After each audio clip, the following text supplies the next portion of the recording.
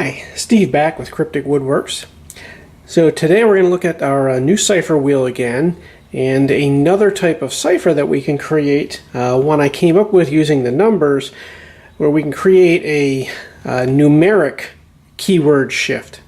So in a lot of normal ciphers, we obviously will have some word that we're going to encrypt. And we're going to need a way to shift this dial around, and we'll often do things like where we do a keyword, where we write a keyword across the top of it. And as I showed you last week, we can put numbers inside of this so that we can shift the index around. But we can also use these numbers with a second keyword that will tell us what we're supposed to use to shift to. And that's the one I'm going to demonstrate here today. So what I want to do is I want to encrypt this word puzzling. And the first thing we're going to do is I'm going to rewrite it out with some numbers into it that are going to be part of our shifts. So I can write this out as, how about I do a 1, U, Z, maybe a 3, Z, L, maybe a 2, N, 4, and then finally G. So we've got the whole word in there, and we've just got our numbers 1, 2, 3, and 4 in there. You don't have to use all the numbers. I just tried to put them all in for example purposes. Now I still want a keyword, so we need our standard keyword, and obviously this is something that the decoder would have to know. And I will use the code, or the keyword, steal. And I will write that above just like we normally would. And I'll leave some room for the keys. S-T-E-A-L.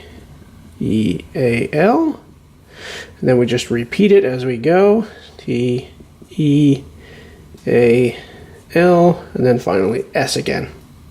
Now, as I said, we want something that we can use to translate a 1, 2, 3, or 4 into another letter. And that's where we're going to use a keyword index. So I'm going to take the index, I'm just going to say trip. So T, R, that's not a very good R. Let's do that a little bit better there.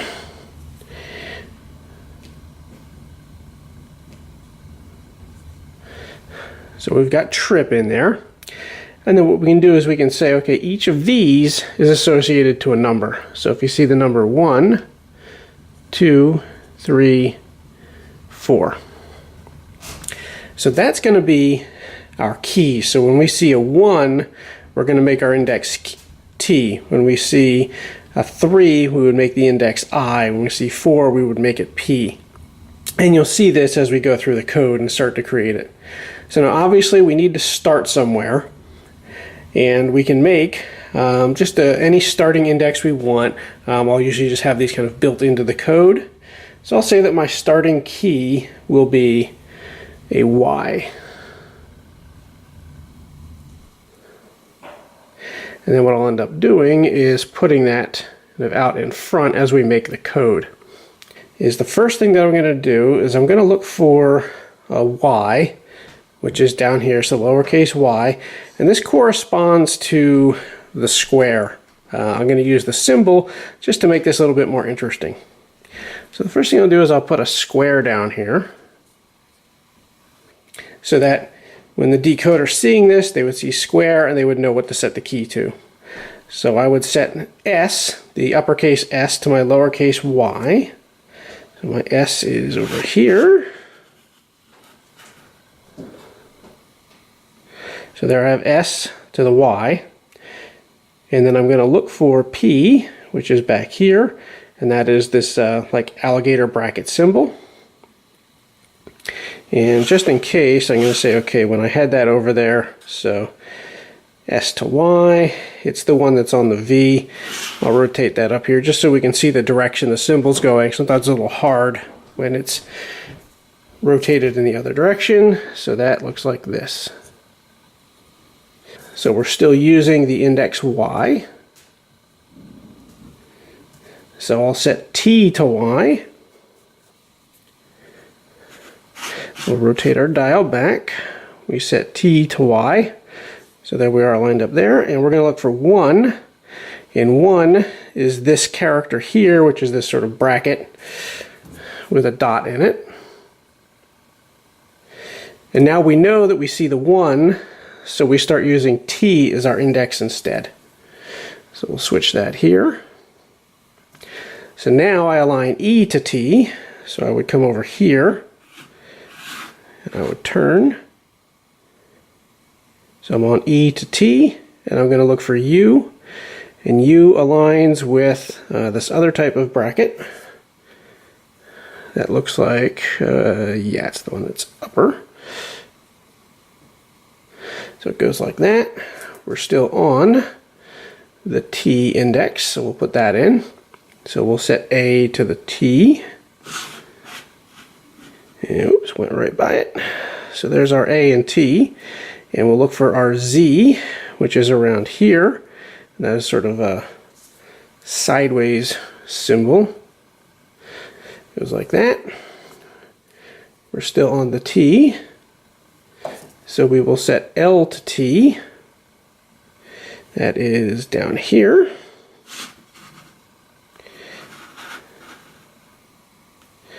There's L and T, and now we're going to look for the number 3 that's up here, and it corresponds to this, this other symbol, this bracket.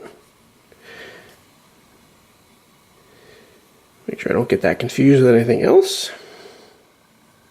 And we know we're seeing the 3, so we're going to change our index to I. So now I set S to I. So I would come down here, find S, and I'm going to look for that lowercase I, G-H-I, there we go. S is I. I look for Z, and it's now this sideways symbol with a dot in it, like a bracket, with a dot. So we're still using the I as a key. So we set T to I, so T to I. There we go. We look for L, which is here. And that corresponds to what would be this symbol, so it's the one on the A. I'll just rotate that up so we can see what the actual direction it's going in. And it looks like that. So it actually looks like a bit of an L. And we're still using this symbol, so we will set E to I, and where are we here? E to I, and we look for the 2, and that corresponds to that same type of symbol but with the dot in it.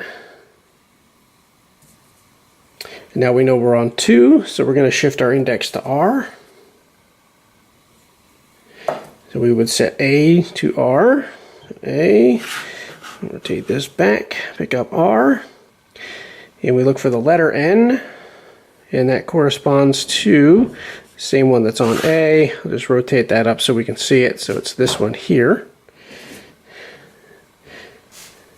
And again, the only reason I'm rotating some of these again is just to make sure that when I write them, I get the right orientation, since I have these going in different directions. So again, we're still on the index of R, so we write that in. So I will align L and R, and I was actually just about there, so I'm here. And then I'll look for the number 4, and that corresponds to this symbol, and that is here. And when I'm on 4, that tells me to change my index to P. So finally I can set S to the P.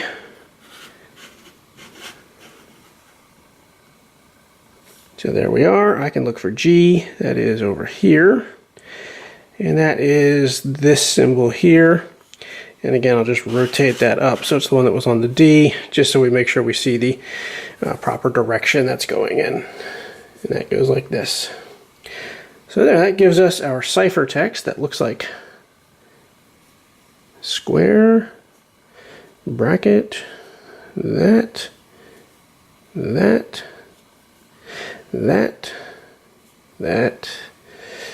make sure I get all these in right. Boom, boom, Another one of those. That one and that one. So yeah, kind of a cryptic text that came out there. So to decode this, we would simply go, we know that as the decoder, this is always what our first key is going to be. So we would start writing our keyword above it. S-T-E-A-L. Get a little clearer. S-T-E-A-L, and then finally an S. Okay, so now we can go and decode it. We have our text written across, and we know that from the square is actually the index Y, so we can write that in place. And we can set S to Y, and then we can look for this bracket, which is down here at P. So we can write that in as our plain text. We would put our Y index in again, so we set T to Y, and then we look for this symbol, which is up here at 1. So I would write 1, and I know when I see 1 that I'm supposed to change my index to T. So now I would set E to T. I can go over here and do that. So I want E is over here with T, and I'm going to look for this symbol here, which is actually over here at U. So again, everything's coming out the way it's supposed to so far. We're still on T, so we put that back in place, and I set those two together, A and T. So there we go, and I look for this symbol, which is here at Z. I set another T in here. So I'll go L to T. So L is down here. Let's go put that in. So I want L and T. Now I'm going to look for this type of open bracket here. That is the 3. So I put a 3 in. Now the 3 tells me that I switch and start using I as my index. So now I set S to I. A little bit more.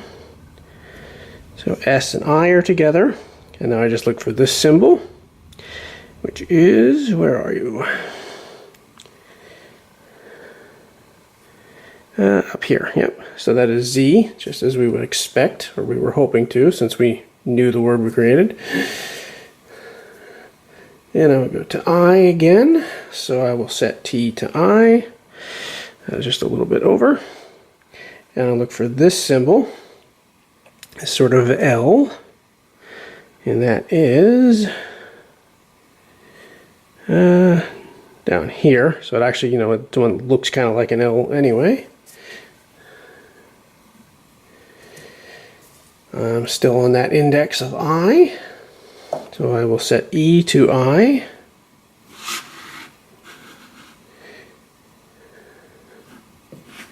And there we go. Now I look for this symbol, which corresponds to 2. So we write that in. And we know that when we see a 2, we change our index to R. And then we can set A to R. A and R, we look for this symbol again, which is, where are you? You have the open bracket in that direction, and that is here with the N.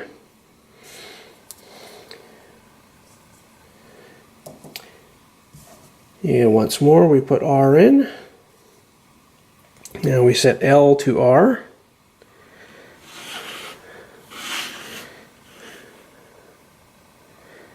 There's L and R together. We look for this symbol. That is up here at 4. So I write the 4 here. And I know when I see 4, I switch to the P. And then finally we do S and P together. And I look for this symbol, which is here with G. Just where it's supposed to be. So we would know that when we take our numbers out, we're just left with our final word. And yeah, I know as I was going through this, I spelled it P-U-Z-Z-L-N-G, not I-N-G. That was just me as I was writing it out. But not worth going back and changing everything for the video. So points if you caught that as I was going through. So this is just another way to use this same cipher wheel to develop what is really a pretty advanced cipher that unless you know, this word and this word, you're gonna have trouble breaking this one.